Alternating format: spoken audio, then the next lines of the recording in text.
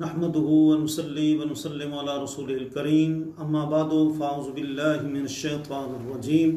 بسم اللہ الرحمن الرحیم۔ دنیا بھر میں ہمارے چینل کو دیکھنے سننے والے حضرات اور اصلاح کے طالب حضرات، آج کا ہمارا موضوع ہے کہ حافظہ کمزور ہو جائے تو اس کے روحانی علاج کیا ہے۔ تو یہ تو آپ کو معلوم ہے، بڑی مشہور بات ہے کہ حضرت امام شافعی یعنی محمد بن ادریس شافعی رحمۃ اللہ تعالی علیہ، جو فقہ شافعی کے امام ہیں، کتاب الام بہت بڑی کتاب آپ نے فقہ شافعی پر لکھی، وغیرہ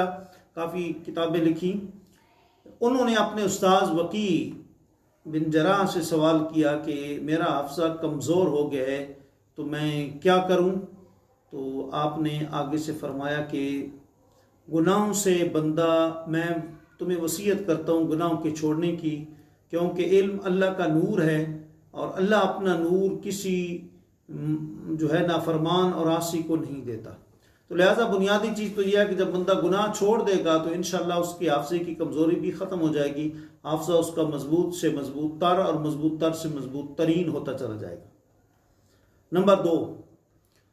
روزانہ بندہ نماز فجر کے بعد اگر 100 مرتبہ وَاذْكُرْ رَبَّكَ إِذَا نَسِيتَ وَقُلْ عَسَىٰ أَن يَهْدِيَنِ رَبِّي لِأَقْرَبَ مِنْ هَٰذَا رَشَدًا، اس آیت کو 100 مرتبہ اگر نماز فجر کے بعد پڑھے گا تو انشاءاللہ العزیز اس کی کمزوری دور ہو جائے گی۔ نمبر 3،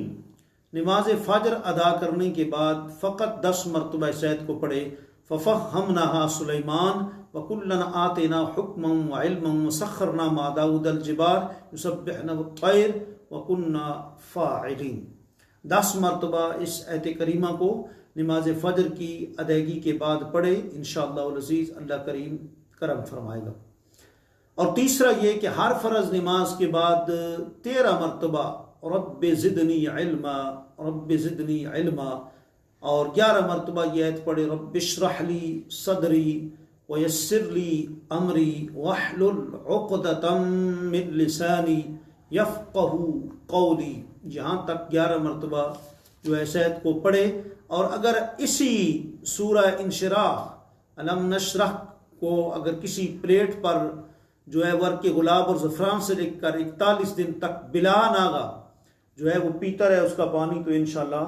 اس کا جو حافظے کی کمزوری ہے بالکل ختم ہو جائے گی اور انشاءاللہ مضبوط ہو جائے گا۔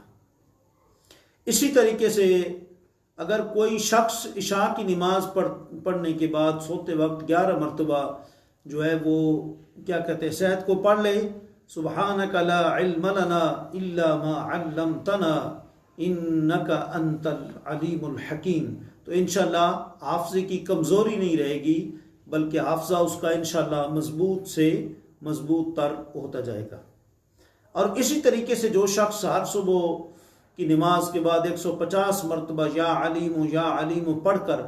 اپنے سینے پر دم کرے گا تو انشاءاللہ اس کا حافظہ کمزور اگر ہے بھی تو کمزوری اس کی دور ہو جائے گی۔ اور اسی طریقے سے کوئی بھی کتاب ہے یا قرآن مجید ہے یا کوئی درسیات ہے، ان کو پڑھنے سے پہلے جو بندہ یہ پڑھ لیتا ہے، اللہم افتح علینا حکمتک وانشر علینا رحمتک یا ارحم الراحمین، تو انشاءاللہ العزیز اللہ تعالیٰ کی ذات پر کافی امید ہے کہ انشاءاللہ اس کا حافظہ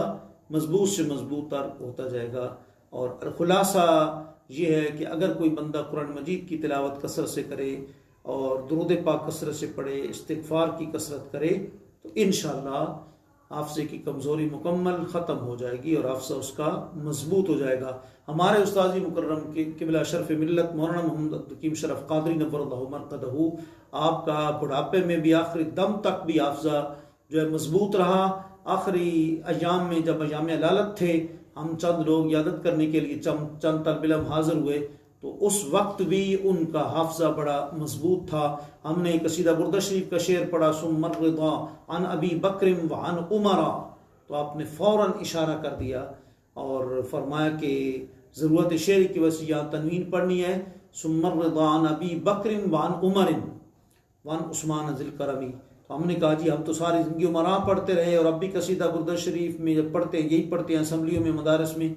تو پھر آپ نے اندر سے مصری نسخہ منگوایا جس کے اوپر عمر ان لکھا ہوا تھا، تو آپ نے پھر ہماری اصلاح فرمائی. ہم حیران ہوئے کہ اس عمر میں بھی حافظہ اتنا مضبوط ہے. آپ نے جو ہے وہ اشارہ کیا کہ یہ قرآن مجید کی تلاوت کی برکت ہے. لہٰذا قرآن کو جو زیادہ پڑھتا رہے گا انشاءاللہ حافظہ اس کا کمزور نہیں ہوگا. جو ہے انگریز کا نظریہ یہ ہے کہ 60 سال تک ازاق ہوا کام کرتے ہیں، اس کے بعد ریٹائرمنٹ ہو جاتی ہے، حافظہ کمزور ہو جاتا ہے. لیکن اسلام کا نظریہ اور مسلمانوں کا نظریہ یہ ہے کہ قرآن مجید کی جو کثرت کرتا رہے گا انشاءاللہ بڑھاپا بھی اس پر اثر انداز نہیں ہوگا اور اس کا حافظہ مضبوط ہوگا. اللہ کریم خدمت دین کے لیے آپ کے ہم سب کے حافظوں کو مضبوط کرے. وآخر دعوانا الحمدللہ رب العالمین.